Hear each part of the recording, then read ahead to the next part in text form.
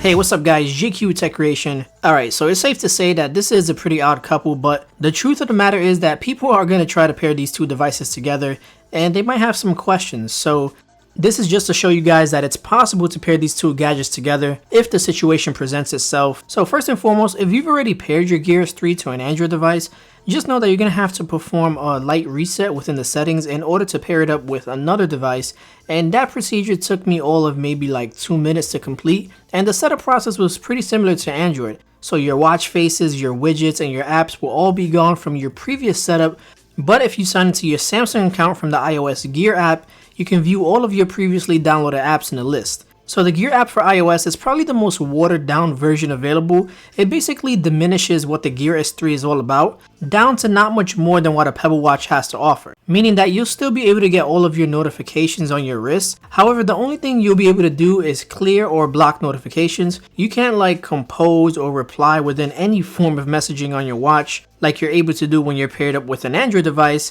As you can see, when I go to a contact, only the call option is available, and for some people they're okay with that, they just want a notifier, but I'm not one of those people, and being able to reply with a quick emoji or a quick reply message straight from your wrist is a convenience that I would miss with this type of setup. With the iOS Gear app, you do lose Samsung Pay also, like you don't even receive like that small install prompt when you're pressing and holding that top button, and that's pretty much a shame given that Samsung Pay was probably the biggest selling point of the Gear S3. Also, you can no longer manage your watch faces from inside the Gear app anymore. To change or delete watch faces, you basically have to cycle them from the watch itself, which can be a little tedious, and it will cause you arm fatigue having your arm in that one position faster than you think. But thankfully, I did manage to find and install all of my favorite watch faces, so I'm actually glad that that experience wasn't compromised. Also, there's no longer a native Spotify app with the iOS Gear Store, but if you do happen to play Spotify or basically from any other music app, you can skip tracks, and that's pretty much it. There's no browsing your Spotify library or playlist like you can do when using the Spotify app that's made for the Gear. Also, there's no Uber app available, which I'm not even surprised. It seems to be exclusive to the original Samsung Gear Store only for the time being.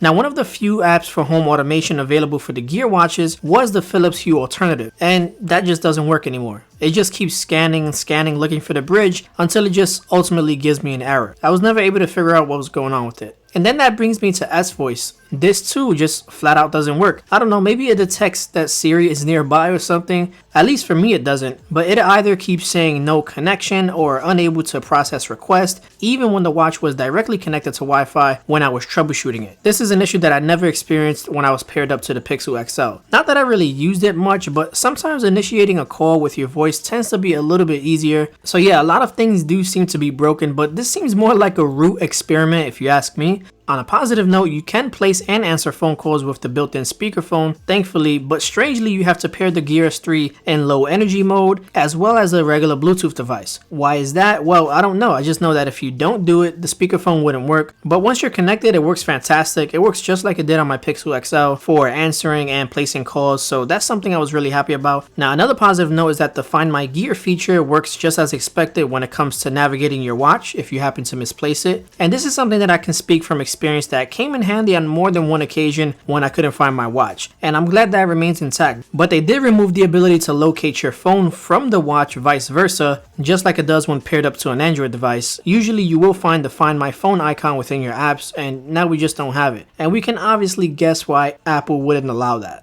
Does Find My iPhone ring a bell? Thankfully, we get all the basic stuff like your steps and your calorie counter, all that normal stuff, as well as S Health. Now, the S Health app on iOS has fewer options than its Android counterpart, but you still get all the necessary basics for a variety of different exercises, so you can very well use this as your fitness companion if you so wanted to do so. So yeah, clearly the experience is a bit handicapped, but surprisingly you do get a good amount of use when pairing the Gear S3 up to the iPhone, at least for the average person. And why would Apple let another smartwatch capable of doing more than the Apple Watch outshine them on their own platform? The Gear app had to meet Apple's strict guidelines, so it's obvious who's responsible for all the drawbacks with this experience. And FYI, I would never buy this watch to use with an iPhone. Now, a lot of you guys were curious about this from my Gear S3 review, so consider this your answer. And if you insist on using the Gear S3 with an iPhone anyway, at least you get a notifier, a built-in speakerphone, and a health companion. Go ahead and drop those comments down below. I'd love to know your thoughts on this configuration. And if you enjoyed this video, go ahead and show some love to that like button.